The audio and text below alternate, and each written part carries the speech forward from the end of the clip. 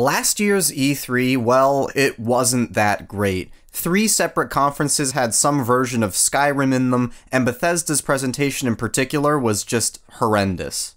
Because last year was just such an off year for E3, I'm actually pretty excited for this year. So I thought it would be fun to have a little discussion, talk about some expectations I have, some hopes, some predictions, and even some things that I think need to happen. I remember being really disappointed by Sony's E3 last year, but this time around they at least had the courtesy to let us know what we should expect ahead of time. This year's conference will focus on deep dives into 4 big upcoming PS4 exclusives: The Last of Us Part 2, Ghost of Tsushima, Spider-Man, and Death Stranding. Now, my first thing is not at all game-related, and it's part wish and part expectation, but I would love to finally see a PS4 Pro refresh with a 4K Blu-ray player. If it happens, it'll probably be the last PS4 console for the end of the life cycle, and then maybe a PS5 reveal in 2019, with a release for that in 2020. Had it not been for their announcement of this pared-back conference for this year's E3, I would have thought that there would be a tease for the PlayStation 5 this year, like the Xbox Project Scorpio, but that's definitely not going to happen now. It's all but guaranteed that we'll finally see real Death Stranding gameplay this year.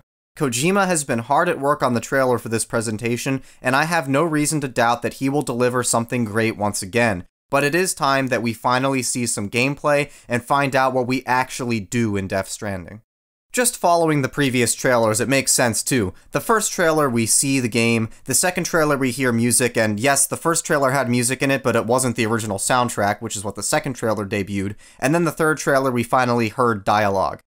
Kojima keeps going around talking all this shit about how every game up until this point has been sticks, and his new game has sticks, but it's fundamentally a rope. Kojima is a veteran, so he full well knows the dangers of what he's doing if he can't deliver something truly revolutionary. What will I do if the game doesn't look good? Die, probably, or at least quit. I've never hyped myself up over a game this much ever, so my expectations are dangerously sky high. We know that development is moving along very quickly, so I expect to see a release window, maybe even a specific month or date. I played every Infamous game to completion and thought they were all very disappointing, so I've come to the conclusion that I just don't like Sucker Punch. That's probably why I didn't care at all when they announced their new game, Ghost of Tsushima. I guess I wasn't the only one who didn't like Infamous Second Son, because this game is a completely different direction for the studio. And you know what? Maybe I should be a little more optimistic about this game, because Guerrilla did the exact same thing. After multiple bland-ass Killzone games, they decided it was time to do something new, and Horizon Zero Dawn was born. Just like Ghost of Tsushima, I expected little to nothing from that game, and while I wasn't as enamored with it as most people were, it was a perfectly good game and the right decision for the studio. I have no idea what to expect from Ghost of Tsushima, but after writing that last paragraph, I think I've convinced myself to be a little more open-minded about it. Finally, there's The Last of Us and Spider-Man. I was super excited for Spider-Man when it was announced, but after seeing gameplay, I'm really not that big on it anymore. The combat looks pretty boring, and there's a lot of QTEs and non-interactive looking scenes, so I'm just waiting to play the game. Then The Last of Us. Man, I don't know when it's going to come out, but that's a guaranteed hit. Yes, it's very overrated, but I enjoyed the original a lot, even the multiplayer by the way, but I have to admit that I'm not looking forward to this one. After being thoroughly disappointed by Uncharted 4 and Lost Legacy, I can safely say that I'm not a fan of the direction that Naughty Dog is heading in, but they continue to garner both praise and sales regardless. Since it's being singled out as one of these 4 games, I'd assume they will be showing gameplay this time around, though it seems pretty soon for that. This will be the conference to watch this year, solely due to Death Stranding.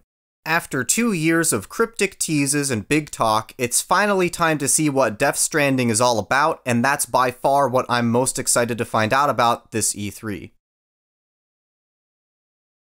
My expectations for Microsoft's E3 conference this year are so low that if I see them announce more than one AAA exclusive game, I'll be really impressed. Xbox is a miserable platform right now, and that's coming from someone who has played thousands of hours of Halo. Microsoft's biggest franchise is all but dead at the moment, and they have no one to blame but themselves. Halo 5's campaign was absolute trash. The multiplayer was actually pretty great in my opinion, but it launched with barely any content and died a quick death. Of course, there's also the Master Chief Collection, which permanently tarnished the Halo brand. Phil Spencer's tweet in response to the El Dorito controversy signaled that some Halo content would be making its way to PC in the near future, and by the way, if you're not familiar with that whole saga, I shamelessly recommend my own video about it. It's a pretty interesting story. When it comes to Halo on PC, there's two possibilities, Halo 6 and a port of the MCC. Halo 6 is a given. With the Xbox Play Anywhere program, all Xbox exclusives come to Windows 10 now by way of the Microsoft Store. Halo 5 came out before the program started, which is why it's not on PC. So whenever Halo 6 rolls around, it will be on PC. The other possibility is that Master Chief Collection gets ported to PC. Now this is what everyone wants, but even if that were to happen, there would still be some serious issues. First off, the Microsoft Store is the worst platform known to man. I've had so many issues with it, and one game in particular took a full reinstall of Windows to work. Sometimes the download button just decides to not exist, sometimes it stops mid-download, and then there's all kinds of quirks like lack of support for overlays and NVIDIA Shadowplay. And since this is the Master Chief Collection, one of the most notoriously broken releases of all time, who knows what kind of issues the game itself will have too. MCC on the Microsoft Store is realistically the best that PC fans can expect, and I honestly think it's going to be announced at E3 this year with a release in the coming months. Why? Well, in addition to Phil Spencer's tweet, 343 has been working on a huge patch for MCC to give it full Xbox One X support. I expect them to attempt to rebrand the MCC and bundle it with Xbox One X's, and if you're already going to the trouble of doing that, why not bring it over to PC as well? In regards to Halo 6, normally I'd expect to see that for sure this year, but because of the dire state that Halo is in, it's more 50-50 for me. At most, maybe there'll be a brief teaser. What I do fully expect to see is Gears of War 5. The new team did a great job on Gears of War 4. It's not my favorite game of all time or anything, and I think Gears 1 and 2 are better, but it's a well-made game with a stellar PC version. I'm not sure what to expect out of it, probably more of the same, but I fully expect to see it this year at their presentation. Unless Microsoft pulls some crazy surprises out of their ass, Gears 5, Halo 6, and potentially a revamped MCC with Halo Reach thrown in as well, is the most I would expect to see exclusive-wise. We'll likely see some third-party reveals here as well, probably more than ever before due to Sony's pared-back conference. Last year they revealed Metro Exodus, so if we see more of that, this is where we'll see it. And if From Software's new game isn't Bloodborne 2, this is also where we'll hear more about that. Unless CD Projekt Red does their own reveal event somehow, I think it's also safe to assume that Cyberpunk 2077 will also appear here, and if Borderlands 3 gets announced, expect to see that as well. Square Enix got my attention when they announced the Avengers game last year. I hear this is an online game now, so I'm not sure how I feel about that, and knowing how Square likes to take their time, it'll be a while before this one drops. Still, I'd like to hear or ideally see something from it this E3. Since they have a multi-year deal for Marvel games, I'd also like to see something single-player announced as well. The MCU is the biggest entertainment property on the planet right now. There's the movies, there's TV shows, there's Netflix shows, and Disney amusement park attractions. I don't see why we can't get a litany of decent games out of it too. Now, I'm not asking for a Thor game or a Black Panther game, because it's likely not possible to take characters like that and make a good game out of them. I think they should look at more obscure areas of the lore that can work well within the framework of a game. Maybe a Nova Core FPS game in the style of Republic Commando, or an open-world space game where you play as a Ravager. There's a lot of potential there. What I don't want to see is the more fantastical, big-name, overpowered characters be shoehorned into a video game, because that will not work. EA is just in a terrible position right now. Not only did they have to endure the full wrath of the Battlefront 2 loot box controversy, but the game also didn't sell well. Visceral Games was shut down, and their single-player Amy Hennig Star Wars game cancelled. Then Daddy Disney got upset about the damage EA was doing to the Star Wars brand, and that relationship is probably in a bad place. Now they have a new wave of anger to contend with in the wake of Battlefield 5's reveal. The obvious issues with the reveal were how short it was, how bad the trailer was, and how approximately 0 seconds of gameplay were shown. But there were a few small issues in there as well. The building mechanics are really turning me off to this game before I've even seen a second of it. I saw a DICE interview where some guy was talking about this building mechanic allowing players to counter the destruction of the map. Yuck. Then there's the whole removal of the premium pass, which some people are happy about, but based on EA's track record, I'm not sure why. Battlefront 2 got little to no post-launch content, and since this Battlefield game has to last us 2 years, I sure hope the same thing doesn't happen again. Finally, show us anything Star Wars. Prove to us that you even have the license. We know that Respawn has some Star Wars game in production, and it's about time for them to announce something, so maybe they'll be the ones to break the curse. But I wouldn't hold my breath. The situation is just pathetic because we know for a fact that you can make great Star Wars games. There's been amazing Star Wars FPS games, third-person action games, RPGs, third-person shooters, tons of stuff, so the blame lays solely on EA. I hope for their sake they can figure something out, because Daddy Disney wants his money. And finally, we're obviously going to see more of Anthem, the lamest looking thing I've ever seen. And coming off of Mass Effect Andromeda, even Anthem has some baggage with it as well. EA has a lot to prove this E3, and I doubt they can do what they need to do. I'll be honest, I haven't been keeping up too much with what Nintendo has been doing, since they already released the 2 games that I own their systems for, Mario and Zelda, so I'll keep this brief. We know we're going to see Metroid Prime at E3, but what are we getting? A trailer, probably? I don't think gameplay is likely since they just showed a fucking logo last year, but anything is possible. They keep bringing over Wii U games to Switch, which is a great idea because no one had a Wii U, so these are basically brand new games to most people. What I'd like to see them bring over next is a collection of Zelda games. Twilight Princess and Wind Waker were on Wii U, so that's a given, but maybe we can get a Skyward Sword too, since the Joy-Cons can emulate the functionality of the Wiimote. And going back to Metroid Prime, what better way to satiate hungry fans than to bring over the first 3 games? Seems like a no-brainer. Aside from Metroid, the other massive game is Smash, which again, I don't know how much or how little of it we'll see. Is it just a port of Smash 4? Normally I'd think so, but why go to the trouble of teasing it the way they did if that's the case? They've been bringing over lots of Wii U games with relative ease, so why draw attention to it like that? I'm not a big Smash fan, but I am genuinely curious as to what Smash 5 is, if it even is Smash 5. So I'm not all too excited for this E3 Direct, but I'm very optimistic about the future of the Switch. As signaled by the announcement of the new Pokémon games, I think we're finally done with the 3DS, and if that's the case, Nintendo will be better for it.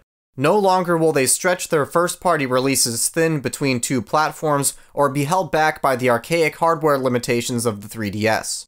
The Switch is selling incredibly well, far better than I ever thought it would, and coming off of one of the best first years of a console, they need to continue that momentum. Bethesda had an awful, barren wasteland of a conference last year, so this year might be great. Since Rage 2 is a collaborative effort with Avalanche, I think a new Doom could still be on the way, and since that game was such a hit, it'll happen at some point if it doesn't happen this year. Speaking of Rage 2, cringy trailers aside, the game actually doesn't look that bad at all. Out of curiosity, I tried Rage 1 recently and I thought it was quite bad, so at this conference, Bethesda should do their best to convince us that this unlikely sequel is worth our time. My only fear is that it falls prey to the Ubisoft open-world formula, and that's sadly a very real possibility. The Mad Max game by Avalanche themselves is a great example of why that formula is so bad, so I hope they don't go that route with Rage 2. Then there's Fallout 76, a game that came as a complete surprise to everyone. I thought for sure it would be a Fallout 3 remaster, and maybe that will still come, but this is in fact a brand new Fallout project from Bethesda Game Studios. Rumors say this is not a traditional Fallout game though, and combined with some of the language used in the trailer, I'm inclined to believe those rumors. It looks like this will be an online survival game in the style of Rust or DayZ, with an emphasis on the settlement mechanics introduced in Fallout 4. I can't lie, I'm not all that excited for a game like that, but I am happy to see that BGS is finally ramping up production on games. That being said, they should tread lightly. 3 years after its release, the general consensus is that Fallout 4 was a disappointment that abandoned a lot of what made the franchise special in the first place. If this truly is a new direction for the franchise, it better be a good one. Much like Rage 2, this game is being made in collaboration with one of the newer Satellite studios, so I'm still holding out hope for Starfield this year. Yes, I got burned really badly last year when I thought it was coming, but I think it is possible. Think about it. Why would they announce all their shit beforehand? And if this is truly an online game, then there's still room for a traditional single-player experience. Also, there was an interview with Todd Howard, the devil himself, where he was talking about 2 games in production, one that uses the old animation system and one that uses a new one. Fallout 76 is clearly the one using the old system, as it seems to be reusing the assets and engine of Fallout 4. So then what is that game using the new system? Probably Starfield. For whatever reason, some people still think we're getting Elder Scrolls 6, but if that's you, you're going to be disappointed. From what I've read, Elder Scrolls Online is doing incredibly well, and they just got done releasing Skyrim on every platform known to man. I think Elder Scrolls 6 is going to be a 2020 game, realistically. For Bethesda's sake, I hope that they really do have Starfield ready for this year, because people are going to be fucking pissed if Fallout 76 is truly a multiplayer-centric game and that's all there is. After Fallout 4, we need to see that BGS can still make a traditional RPG experience. Oh, and there's also that rumor about the Big Prey expansion, and oh man, if that's true, that is a gross misuse of resources and manpower. I really don't care about anything Ubisoft does, to be honest. EA is the big default evil game company that everyone hates, but for me, that company is Ubisoft. I got into Rainbow Six Siege lately, and it's great, but outside of that, Ubisoft hasn't put out a compelling game for years, in my opinion. So what are we going to see this year? Well, we know we're seeing Assassin's Creed Odyssey. That'll probably be in the same style that Origins was in, and the setting is ancient Greece, which is nice, but if it's coming out this year, that means we're seeing the return of Assassin's Creed being a yearly franchise, which is not a good thing. We also know The Division 2 is coming, which was a complete shock to me. I was under the impression that the original was very unpopular and didn't sell well, but apparently Ubisoft deemed it worthy of a sequel. The first game was a classic example of overpromising and underdelivering, even worse than Bungie and Destiny in some ways. I played through all of the base game and reviewed it way back when, and I really didn't like it. I think I gave it a 4 out of 10. So they better have a substantial game this time around, because I don't see people getting fooled by this for a second time. Finally, there's Watch Dogs. Watch Dogs 2 came out in fall 2016 and was received a lot more positively than the first game. This would be the year to bring out Watch Dogs 3 if it is a thing, and if they don't, maybe it's just a dead franchise for them. If you haven't seen my E3 videos of years past, I don't make a video for Ubisoft's conference because I don't deem it worthy of having one. Their presentations are always an embarrassing slog to watch, so my recommendation to you would be to sit this one out.